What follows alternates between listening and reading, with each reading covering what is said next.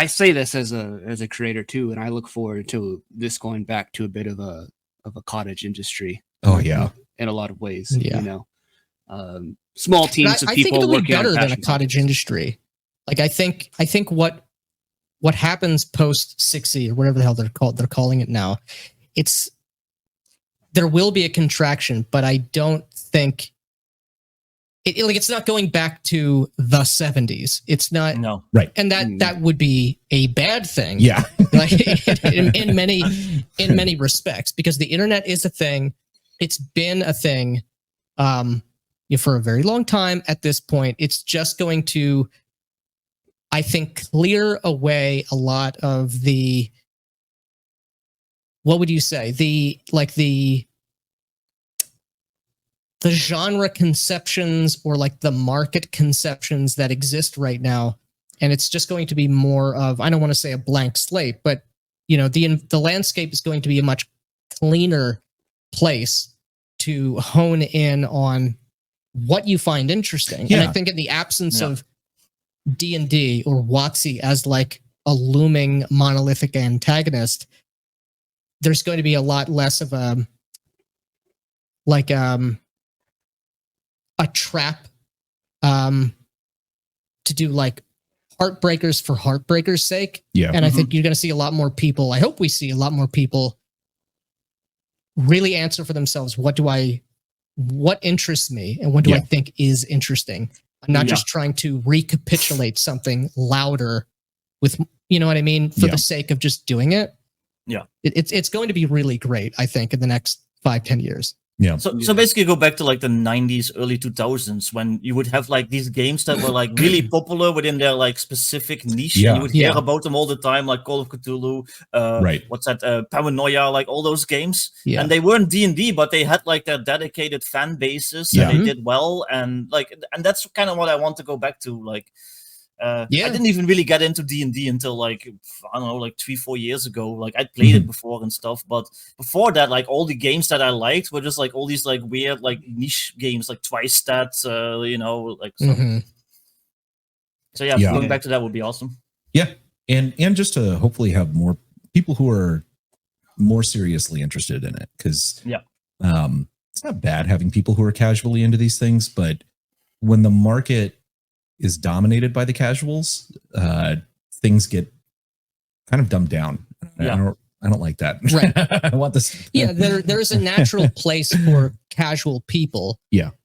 But when like the scene, if you want to call it that, is healthy, you do have a thin, slow orbit of people who are more tangentially interested. And it becomes easier for people who start casual but actually find themselves interested to be, incorporated into the scene, in a more natural way. Yeah. And there's always going to be just casual people who exist on like the periphery, which is fine, but we're not, like you said, you're not catering to the periphery. Yeah. And the scene doesn't become defined by the periphery. Yeah.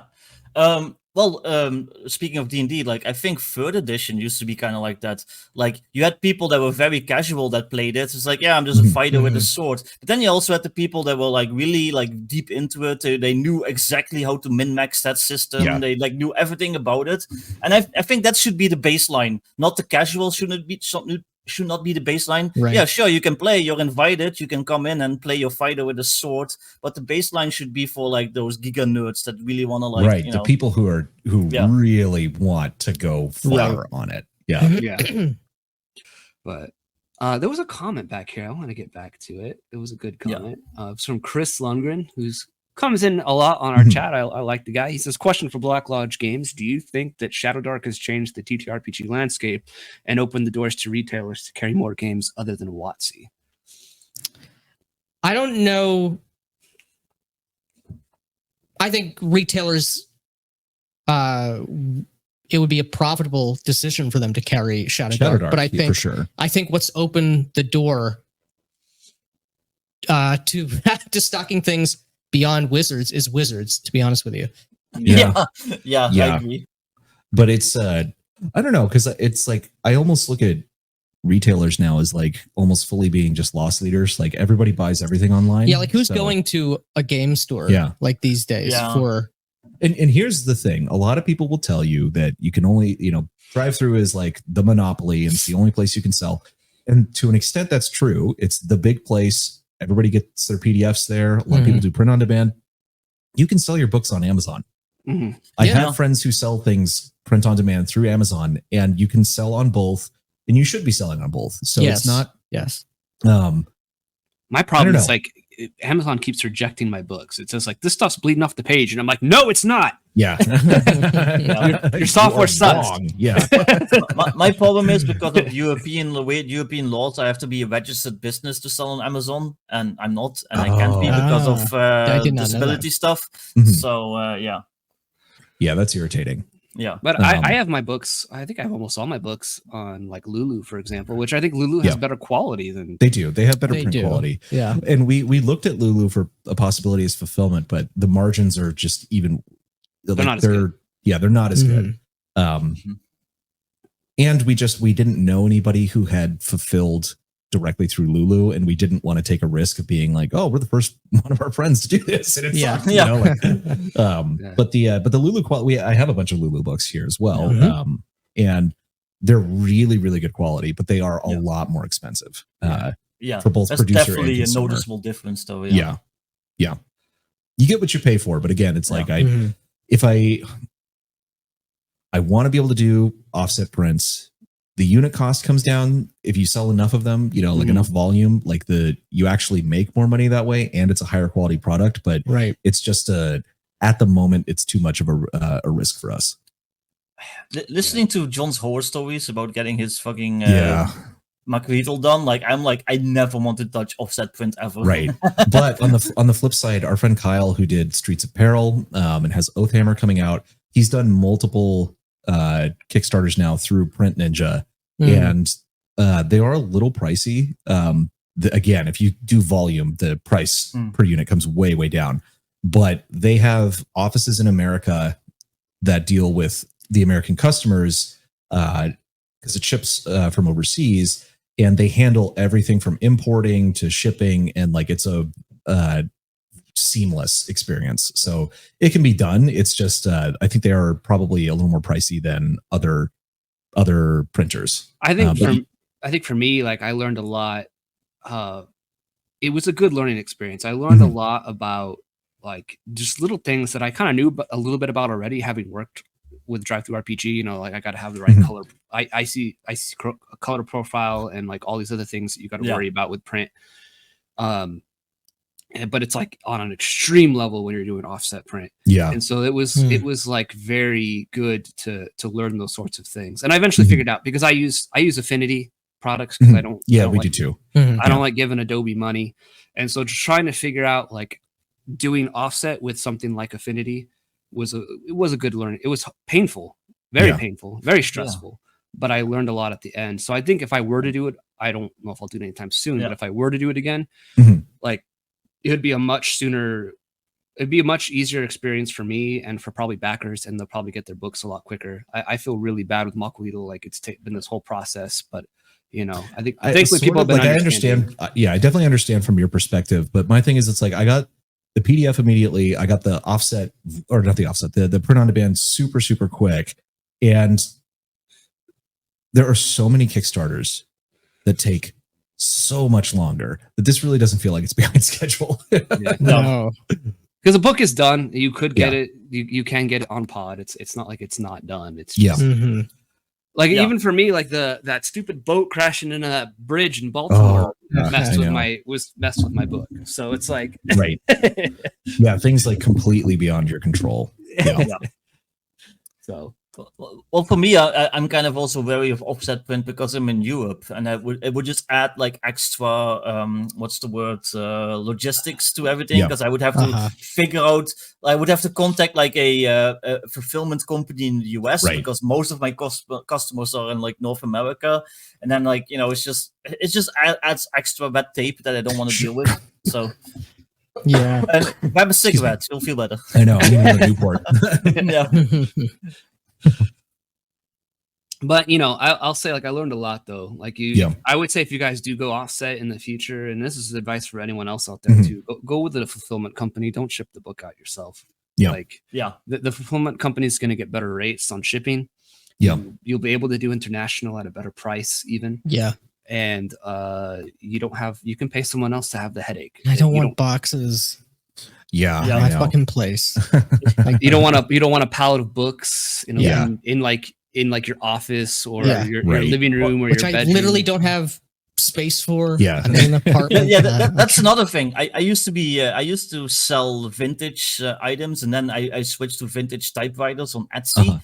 At one point, like literally, like 80% of my apartment was just like shelves of typewriters. Yeah. Well, this was just like cardboard boxes. Nick like how did I stacked up until the ceiling? Breathing heavily. Yeah. Nick just bought a typewriter. Yeah. I heard. Yeah. It's gonna be awesome. Yeah. It already is awesome. Yeah. I love a good vintage typewriter. So Chubby Funster says, for Basic Expert, have you done a video explaining how to get the inlaid cover design that you made into print? Are you talking about the one from Makuhito? Like the I think red foily? I mean, that was just like vector art.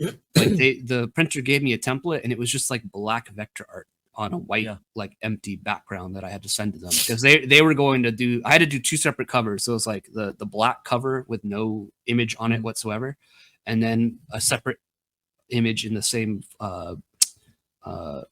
sort of layout that would overlay on it that was just like black vector art. So I don't know, it took a little bit of work, but that was like one of the least hard things to do that I had to deal with in getting it set up. So by the way, I was meaning to say this earlier, but if you like Shadowdark, check out Chubby Funster's stuff. He does awesome stuff. Really good stuff. I bought his Shadow Sun supplement, which is basically Dark Sun but in Shadowdark, and it's awesome. So check out his stuff too, because I am a firm believer in it that we have to support and uplift each other. Oh, absolutely. To a certain degree, there's some jerks out there that I want to fail, but but for the most part, everyone is a good faith actor. Yeah, so exactly. Yes. Yeah. Chubby, I think he's also working on an axe conversion of that Shadow Sun. Yeah, I heard. Yeah. Oh, that's right. Yeah. Cool. Yeah, I know there's an OS. Someone already mentioned in comments. I think it was Chris Lundgren who mentioned it. There's like a one for OSC that's like a fan-made Shadowdark. Fan-made Dark Sun. Yeah. I've seen that floating around. It got the first time I saw it, I was like, oh, cool. I'm going to look at this later. And then it was like, oh, it's been taken down. I actually have it. So if you want it, I can send it to you. Okay, cool. But yeah, I mean, Chubby said earlier he done stuff for Shadowdark, but I'm not really in like the Shadowdark sphere. People have told me like, John, you should do like Makuhito for Shadowdark. And I'm like, I don't know how to make that work though. Like, yeah, that's really like Makuhito's really specific. Yeah. Like I don't know how to make the torch mechanic work because like not everything needs to be another thing. You could make it work. It wouldn't be Makuhito, but you could do like something about the Aztec underworld in Shadowdark pretty easily, in my opinion. That's true. Yeah, I did see you've been posting about your conceptualization of the dungeon as the underworld, the mythic underworld, mythic underworld. And it's getting him a lot of hate. So well, those people are wrong. Yeah. Like you're going into this like dark spiritual realm where you're a foreign invader. Somehow this is like it's pretty explicit in old school D&D, and I'm like getting hate for it, but whatever. They're wrong. I'm right. Exactly. Many such cases. Me going into the basement. I'm on a quest. Yeah. Hey, sometimes going into the basement is scary. So that is true. It's true. I still don't like it. I'm turning 40 next month, and I'm still like scared of like going into basements or when I have to go to my storage unit downstairs, and it's like this long hallway with like just flickering lights, and I'm expecting like the Grudge to be like Session 9. Just like